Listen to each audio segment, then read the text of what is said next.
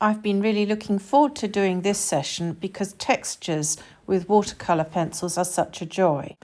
For a tree, hold the pencil upright and sharpened for a change, and do these little curling scribbles upright so that the mark will retain when you wash it out later with the water.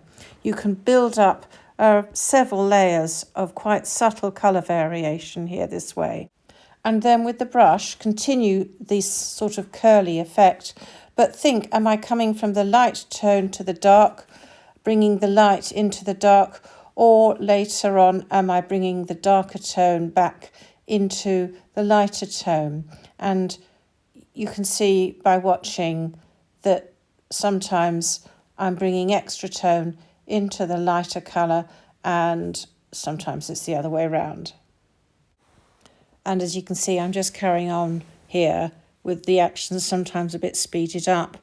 There's no sort of hard and fast rule about whether or not you should take the colour from the light to the dark or the other way around, but it's certainly something I always think about when I'm using the brush.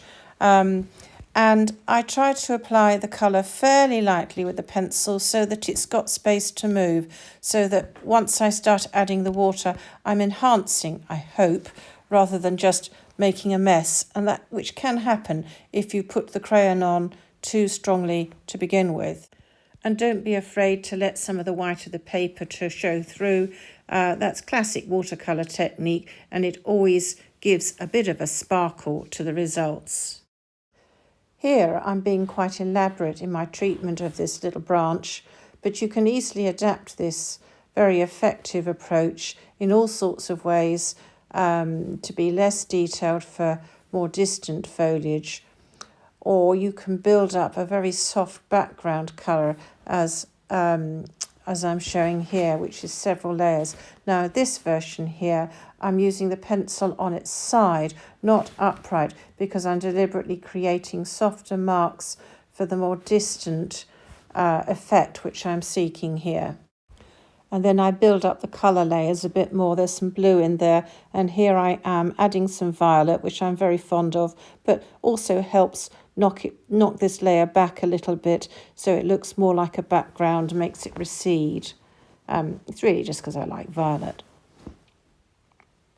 You can see I'm not just sploshing the brush about, I'm using it to enhance the textures and work with the pencil, not against it. If I'd put more water on my brush, I could just splosh all of that detail out and the original mark making would completely disappear. And sometimes that's what you want to do because you're just interested in the colour blend, not the texture. I hope to inspire you to experiment with as many different mark making techniques as you can dream up. It's also a good way of experimenting with colour mixes, just playing, which is so good for our creativity. Here we are doing grass, which of course is a watercolour pencil classic.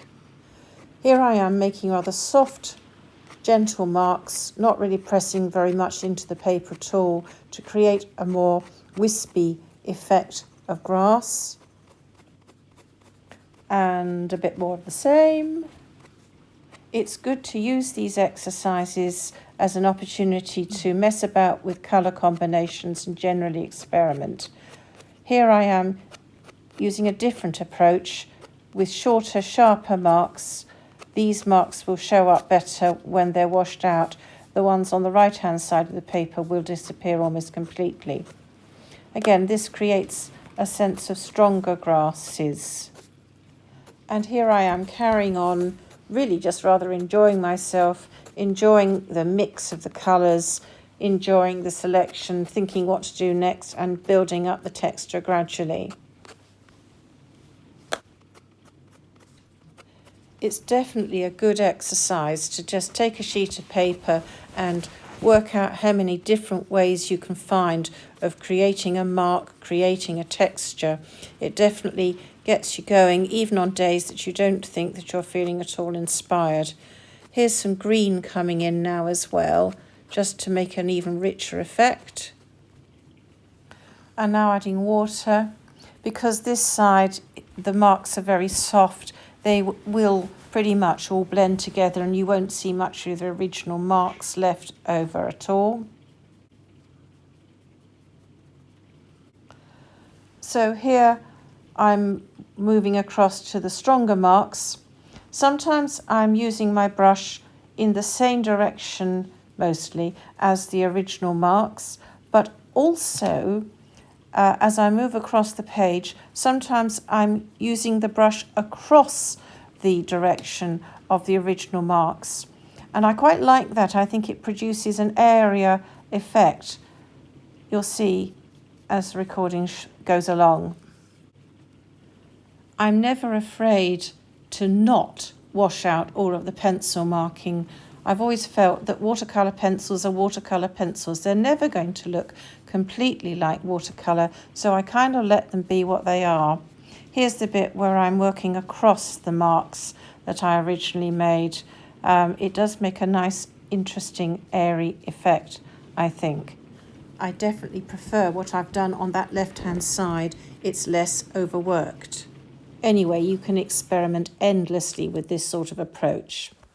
Here's a little spiny pine tree, again very much speeded up just to show the lovely effects that you can get by mixing up lots of different colours to make a lovely subtle mix and produce the effect, with a bit of help from the pen, of a spiky little pine tree, quite different from the softer grasses. Just enjoy experimenting. Now, next off is water, and of course that works very well. Here we are, lots of scribbles, mostly working across with the lines of the pencil mark, but if you want to get that effect of reflection, pulling it down as well. I like the darker marks on the right-hand side, the little short marks indicating a bit more movement on the water. Anyway, I'm sure you can see that there's lots of scope here for experimenting and working out what your own personal mark-making handwriting is. Next up, one of my favourite subjects, dry stone walls or masonry generally. This works so well with the roughness inherent in watercolour pencil mark making, and here I am building up. There's a lot of shortcutting here, building up lots of brown and blue, which is those classic granity colours which you'll see in Yorkshire and elsewhere. You can build up all sorts of marks. Here you can see that sometimes I've got the pencil on its side for the softer sort of mark, and other times when I'm creating the cracks in the rocks that I'm using the pencil more conventionally to use the point. Really getting stuck in here, creating some warmth with this cream, building up the layers, building up the textures, really rather enjoying myself. Perhaps some green would have been nice to give a sense of moss. Ink marks can also help here. A few spots creates that sense of pitting that you get in ancient weathered stone, but I'm not sure I do that here. I just want to encourage you to keep going to find your own colour combinations. You know that I like indigo and sepia, but you may decide that you have your own preference for a shadow colour.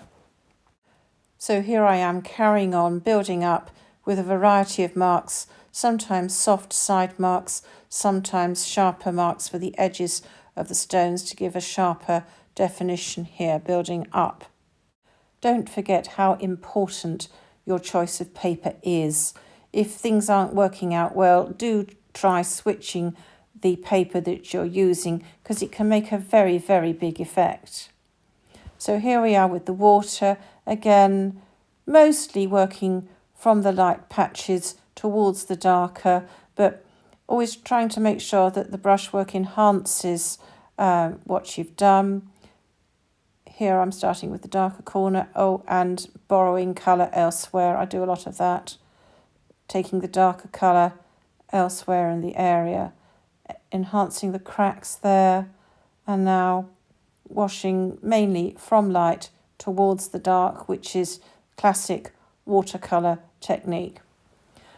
There will be times, though, when you want to start from the dark and fade the shadow out into the distance. It just depends what you're doing. There's no hard and fast rule about when you take the colour from the dark to the light, but it certainly is always sometimes I think about what direction am I working the brush in? Am I pulling the colour in, or am I pulling the colour out?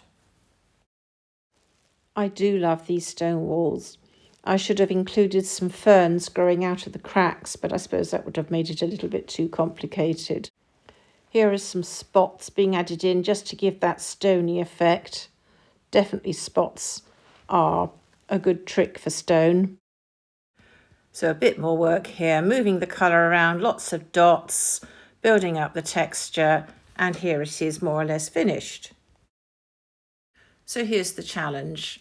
Just get doodling.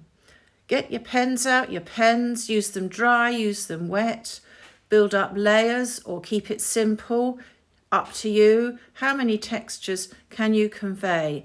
And really, rather more importantly, how much fun can you have by just messing around? Winston Churchill called his painting a joyride in a paint box. He had absolutely no pretensions to be a serious artist, and I think I'm very much in his line. It's a joyride in a box of pencils. Thank you for watching. Please like and share. Be back soon. Bye.